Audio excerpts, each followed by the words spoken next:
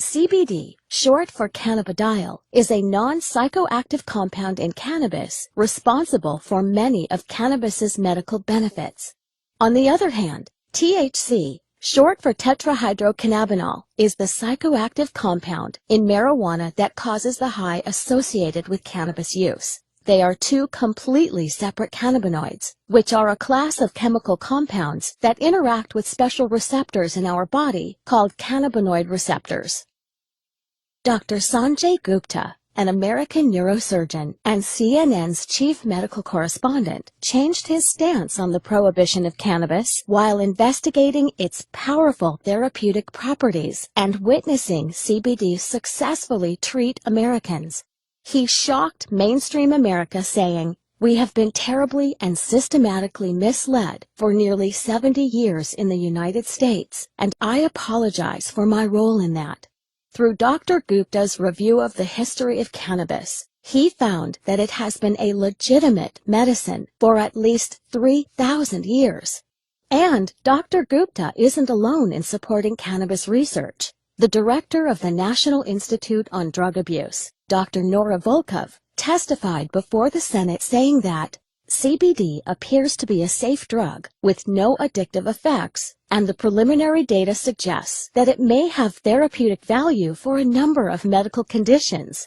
Research has shown that CBD can influence many conditions and bodily functions, including inflammation, neuropathic pain, autoimmune disease, energy regulation, metabolism, reproductive function, appetite, depression, anxiety, and even cancer. But how can one cannabinoid affect so many bodily processes without causing adverse side effects? The answer lies in our biochemistry, the natural intelligence of the body. We have naturally occurring cannabinoid receptors all over our body that interact with CBD. We have these receptors because our body is constantly making its own cannabinoids. These receptors and cannabinoids make up most of our endocannabinoid system, or ECS. Our ECS is always in action, and if functioning properly, is a major factor in keeping us healthy. Many doctors now think that some people suffer from an endocannabinoid imbalance, known as clinical endocannabinoid deficiency, or CED.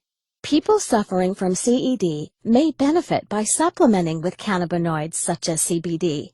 CBD is the most abundant cannabinoid in hemp, a cannabis crop the federal government allowed individual states to legalize in the 2014 Farm Bill.